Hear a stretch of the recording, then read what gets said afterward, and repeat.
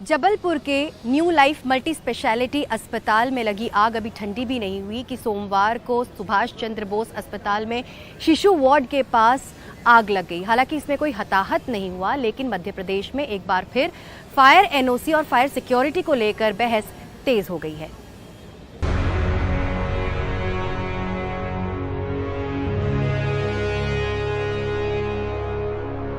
ऐसे जो भी हॉस्पिटल हैं, फर्जी हैं, उनको सील कराया जाए, जांच पड़ताल करके लाइसेंस रद्द करा जाए। हम लोग ये चाहते थे और कुछ नहीं, क्योंकि ऐसे हादसे होते रहते, कोई नेता ध्यान नहीं देता, ना कोई ध्यान देता। जिसके घर का आता वही ध्यान देता। जान ही बहुत कीमती होती है, 5 लाख रुपए क्या करेंगे। चौथी बार उसने उठाया, सिर्फ इतना ही बोला, पापा पापा आग लग गई है पापा।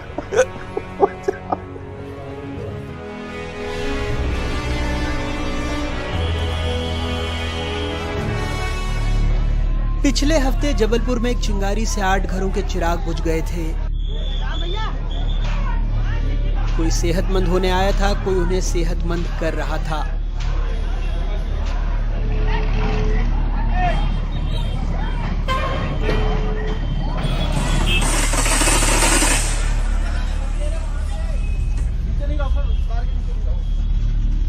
इस सोमवार को जबलपुर में ही नेताजी सुभाष चंद्र बोस मेडिकल कॉलेज के बच्चा वार्ड में 40 बच्चे भर्ती थे।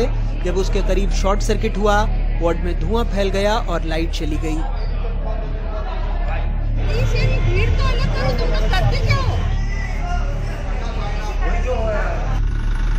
ये सारे हादसे मध्य प्रदेश में अस्पतालों की दुर्दशा और सरकारी लापरवाही की दास्तां बता रहे हैं। पिछले 1.5 साल में राज्य के 6 अस्पतालों में आगजनी से 23 लोगों की मौत हुई है। मध्य प्रदेश में अस्पताल खोलने या नवीनीकरण के लिए 12 दस्तावेज मांगे जाते हैं। इसमें 11 तो जरूरी हैं, लेकिन फायर एनओसी नहीं। आप यकीन करेंगे कि सिर्फ फायर एनओसी के लिए आवेदन की पावती के आधार पर पिछले 2 साल में राज्य में 200 से ज्यादा नए अस्पतालों को मंजूरी दे दी गई। फायर एनओसी हमारा अगर नगर निगम देता है तो फायर एनओसी के बाद फिर जो हमारा हेल्थ डिपार्टमेंट होता है वो उनको लाइसेंस देते हैं। तो फायर एनओसी की शर्तों का पालन संबंधित एजेंसी ने किया है कि नहीं किया है, ये लाइसेंस देने के पहले हेल्थ डिपार्टमेंट को देखना चाहिए। कई बार सिर्फ आवेदन क्या होता है, उसकी पर्ची पर भी दे दे रहे हैं। तो वो दोनों तरफ से लापरवाही होती है और इसलिए इस तरह की घटनाएं होती है और इसमें सरकार सख्ती से अभी भी कार्रवाई की है। सरकार के मंत्री एक विभाग और दूसरे विभाग के बीच आरोप प्रत्यारोप का मैच खेल रहे हैं। वहीं कांग्रेस इस मुद्दे पर हमलावर है।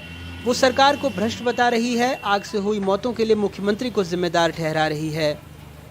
हॉस्पिटलों में जो आग लग रही है उनकी फायर सेफ्टी से जुड़ा हुआ मामला हो, सरकार में बैठे लोग सीधी तौर पर पैसा खा रहे हैं। नौकरशाह और मंत्रियों का मिला जुला एक नेक्सस काम कर रहा है। 24 बच्चों की मौत हमीदिया में 2 साल पहले हुई थी, फायर सेफ्टी नहीं थी। सरकार ने क्या किया? हाल ही में जबलपुर में 6 से 9 मौतों की पुष्टि हुई है। ये जवाबदारी किसकी है? माननीय भूपेंद्र सिंह साहब जो नगरीय प्रशासन मंत्री हैं, जिनके अधीनस्थ फायर सेफ्टी का मामला आता है, वो सिर्फ वल्लभ भवन में अपने बंगलों पर खूबसूरत जैकेट पहनकर बाइट देने के लिए नहीं है। उन्हें चाहिए कि उन नगर निगमों से पूछें कि जो एक महकमा इस फायर सेफ्टी के लिए जिम्मेदार है, वो सफेद हाथी बनकर हमारे टैक्सेस का पैसा क्यों खा रहा है। तो इन मौतों की जिम्मेदार सिर्फ और सिर्फ शिवराज सरकार है और माननीय भूपेंद्र सिंह जी। अब राजधानी भोपाल समेत राज्य के अस्पतालों का मुआयना किया जा रहा है। अकेले जबलपुर में फायर एनओसी नहीं होने और अन्य कमियां पाए जाने पर अब तक 24 अस्पतालों के पंजीयन निरस्त किए जा चुके हैं।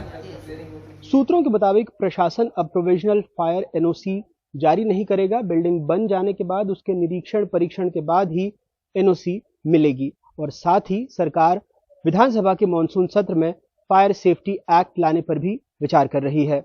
भोपाल से कैमरा पर्सन रिजवान खान और संजीव चौधरी के साथ अनुराग द्वारी, एनडीटीवी इंडिया।